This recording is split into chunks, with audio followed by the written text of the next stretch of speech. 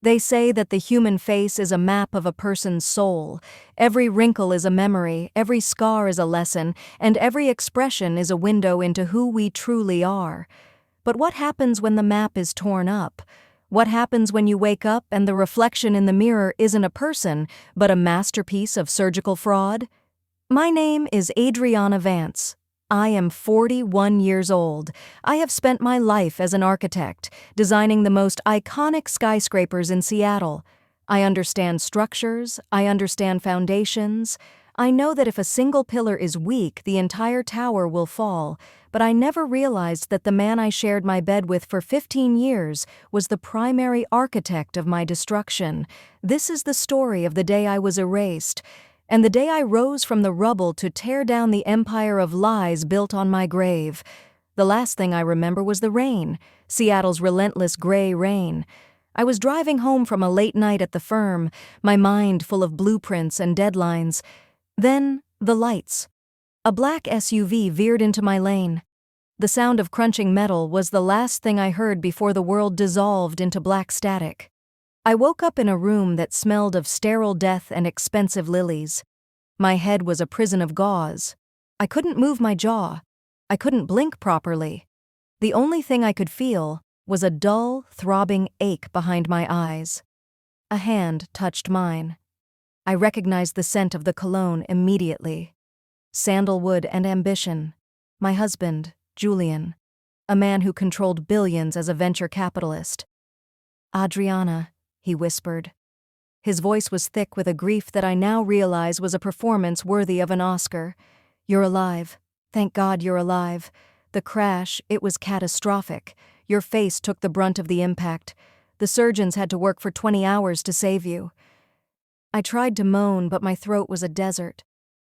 "Don't speak," Julian said, squeezing my hand. "We had to do a complete reconstruction. It's going to be a long journey, but I've hired Dr. Sterling, the best plastic surgeon in the country. He's going to give you your life back."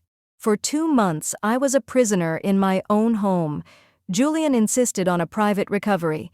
No visitors, no staff, just a rotating team of cold, silent nurses who gave me injections that made the hours bleed into days. I felt like I was floating in a tank of gray water. Whenever I reached for my face, my fingers met only the rough texture of bandages. Julian told me the kids, our 10-year-old daughter, Sophie, and our 8-year-old son, Noah, were at a boarding school in Switzerland. "We want them to remember you as you were," he said, "until you're ready." The day the bandages came off, I felt a strange sense of dread. It wasn't the fear of being ugly. It was the fear of being unrecognizable. Julian stood behind me in our master suite. Dr. Sterling, a man with eyes as empty as a vacant lot, began to unwrap the gauze. Layer after layer fell to the floor like the skin of a snake. "Ready, Adriana?" Julian asked. He handed me a hand mirror. I looked. The mirror fell from my hands and shattered on the marble floor. The woman in the reflection was beautiful, flawless, but she wasn't me. Adriana Vance had a soft, round jawline and a small gap between her front teeth. Adriana Vance had a nose that was slightly crooked from a childhood fall. The woman in the mirror had a razor-sharp jaw, a perfect porcelain smile, and a nose so narrow it looked like it belonged on a statue. Her eyes were a piercing, icy blue, but mine were supposed to be the color of autumn leaves. "Julian," I managed to whisper, my voice sounding like a stranger's. This isn't me. Who is this?" Julian knelt beside me, his eyes full of fake pity. "Adriana, the trauma was extreme. The reconstruction changed your bone structure, but you're beautiful. You look 20 years younger. Isn't she amazing, doctor?" "A triumph of modern medicine, Dr. Sterling droned. I touched the skin. It felt numb, waxy, like a prosthetic. I spent the next month trying to find myself in the mirror. I practiced my smile, but the muscles didn't move the way I remembered. I tried to sing the lullabies I used to sing to Sophie, but my voice was a different pitch. Julian told me it was dissociative identity disorder caused by the trauma. He started giving me yellow pills 3 times a day. "To help you accept the new you," he said. "But I am an architect. I am trained to see the small discrepancies in a blueprint." One afternoon, while Julian was at the Vance Tower, the skyscraper I had designed, I went into his private study. I had been hiding the yellow pills under my tongue and spitting them out. My mind was sharp again. I found his safe. I knew the code. It was our anniversary. Or so I thought. The code didn't work. I tried his birthday. No. Then, a thought hit me like a lightning bolt. I tried the birthday of his executive assistant, Bianca, a woman 20 years younger than me, a woman I had suspected he was having an affair with for months before the accident. Click. The safe opened. Inside was a folder labeled Project Chrysalis. I opened it, and my world turned to ash. There were 2 sets of surgical plans. The first was for me. It wasn't a reconstruction, it was a deconstruction. Dr. Sterling had been instructed to erase all original markers. They had literally planned down my jawbone and shifted my eye sockets.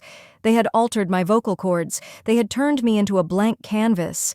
But the second set of plans was the nightmare. It was for Bianca. Bianca had undergone surgery 6 months before my accident. She hadn't been erased. She had been modeled. She had been given my old nose, my old jawline, my tooth gap. She had spent months studying my gait, my speech patterns, and my mannerisms. I realized the horrifying truth. The accident wasn't an accident. Julian had tried to kill me, but I survived. So he pivoted to a darker plan. He didn't give me a new face to save my life. He gave me a new face so he could introduce Bianca to the world as the recovering Adriana. He was replacing me in my own life while I was still breathing. Bianca was currently in Switzerland, bonding with my children, pretending to be their mother while they were vulnerable and confused. Julian didn't want a wife. He wanted a version of me that was younger, more obedient, and didn't own 51% of the Vance Architectural Group. If I went to the police, what could I say? I had no ID. My fingerprints had been surgically altered. I found the records of the nerve repair that was actually an abrasion.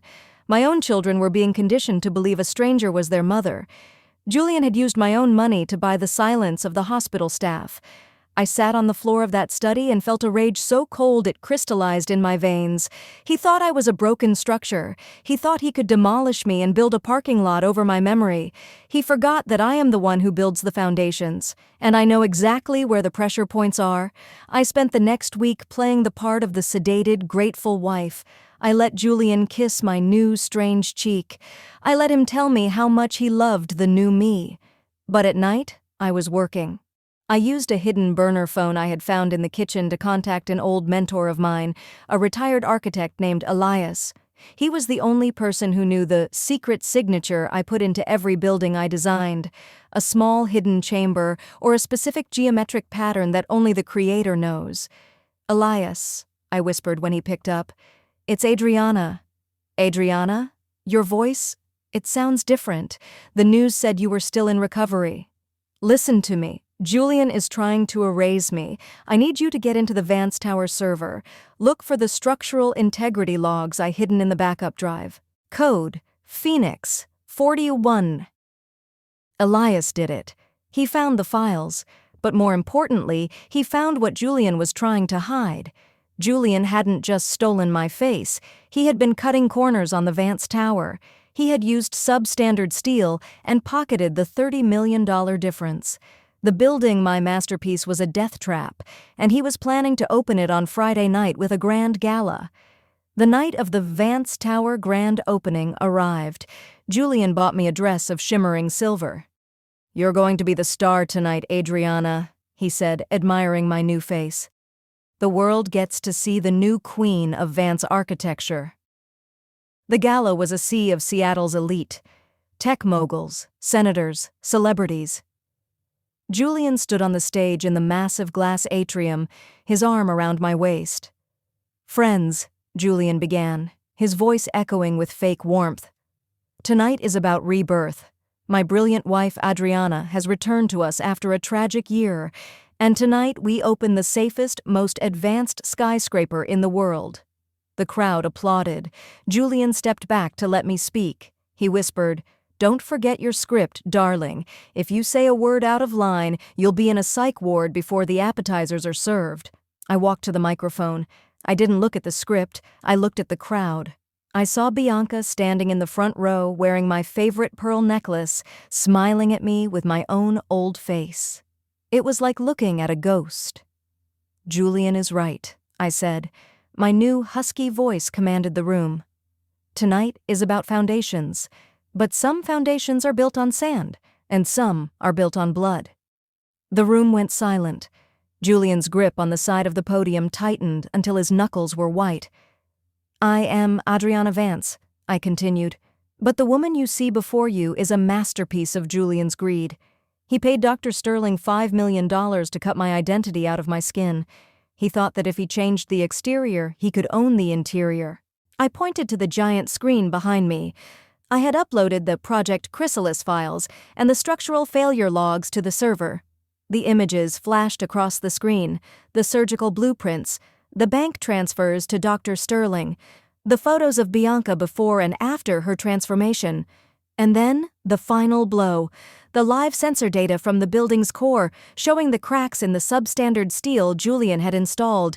"This building is a lie," I shouted, "just like my husband.